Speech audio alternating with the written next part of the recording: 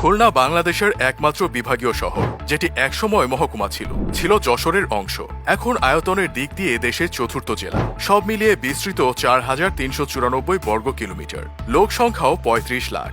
সুন্দরবনের কোল ঘেঁষে রূপসা নদীর তীরে গড়ে ওঠা শহরটি ৫০-এর দশক থেকেই পরিচিতি পায় শিল্পনগরী হিসেবে। ৮০-র দশকের পর ধুঁকতে থাকলেও আবার ফিরছে সুদিন। ব্রিটিশ আমল থেকেই এখানে ছিল উন্নত সড়ক, নৌ ও রেল যোগাযোগ ব্যবস্থা। ১৯৪৭ সালে ভারত ভাগ হওয়ার পর গড়ে উঠতে থাকে শিল্প কারখানা। ১৯৫৪ সাল থেকে ৭১ সালের মধ্যে মাত্র ১৭ বছরে দৌলতপুরে গড়ে ওঠে ১১টি পাটকল, একটি করে নিউজ প্রিন্ট ও হার্ডবোর্ড ফ্যাক্টরি। আরও হয় cable factory, textile mills, match factory, shipyard, dockyard সহ সরকারি বেসরকারি শিল্প প্রতিষ্ঠান।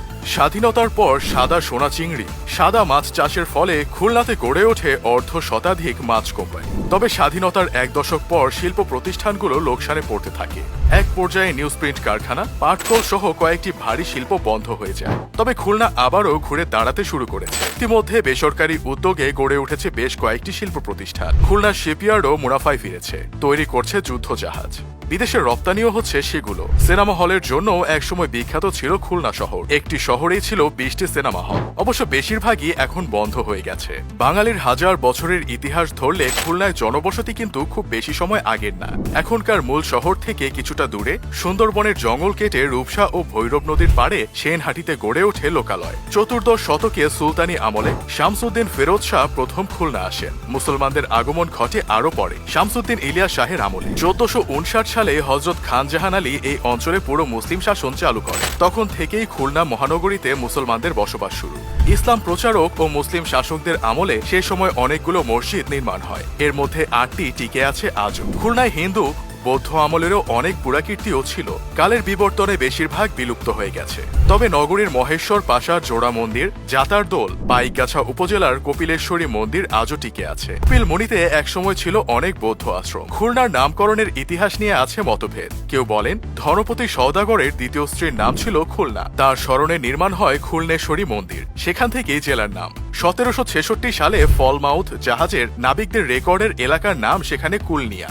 কেউ বলেন সেখান থেকেই এসেছে খুলনা শব্দটি। কেউ বলেন কিসমত খুলনা মৌজা থেকে খুলনা নামের উৎপত্তি। খুলনা পৌরসভার জন্ম বৃত্তান্তে লেখা, পৌর এলাকা অতীতে যশোর জেলার মুরলী থানার অংশ ছিল। পরে রূপসা নদীর পূর্ব পাড়ে সুন্দরবনের জঙ্গল কেটে করা হয় নতুন থানা, নওবাদ বা নয়াবাদ। কারো মতে থানাটি স্থাপন হয় ব্রিটিশ আমলে ১৭৮১ সালে। কেউ বলেন ১৮৩৬ সালের কথা। ১৮৪২ সালে জন্ম খুলনা মহকুমার। ব্রিটিশ বাংলায় এটি প্রথম মহকুমা। তখন বাগেরহাটও ছিল এর অংশ।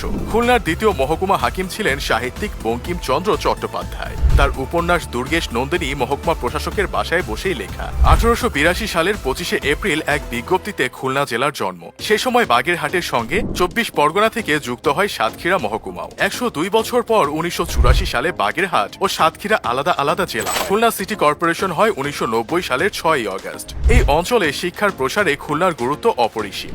এখানকার শিক্ষার হার ৮০%-এরও বেশি। এখানে আছে একটি মেডিকেল কলেজ ও ২টি বিশ্ববিদ্যালয়। রয়েছে বেসরকারি কয়েকটি বিশ্ববিদ্যালয় ও লেদার টেকনোলজি ইনস্টিটিউট। বাংলাদেশের সবচেয়ে বড় বন সুন্দরবনের সবচেয়ে বেশি অংশ পড়েছে খুলনায়। রূপসায় পিঠাভোগ গ্রামে আছে রবীন্দ্রনাথ ঠাকুরের ছেলে পুরুষের বাড়ি। ফুলতলার দক্ষিণ ডিহি গ্রামে বিশ্বকবি শ্বশুর বাড়ি। খুলনা জেলায় পেশাভিত্তিক লোকজ শিল্পী রয়েছে। পালকির গান, ওঝার গান, বাওয়ালিদের গান, জেলেদের গান, কবিরাজের গান, ঘোল তৈরির গান আজও মানুষের চিত্ত বিনোদনের অংশ।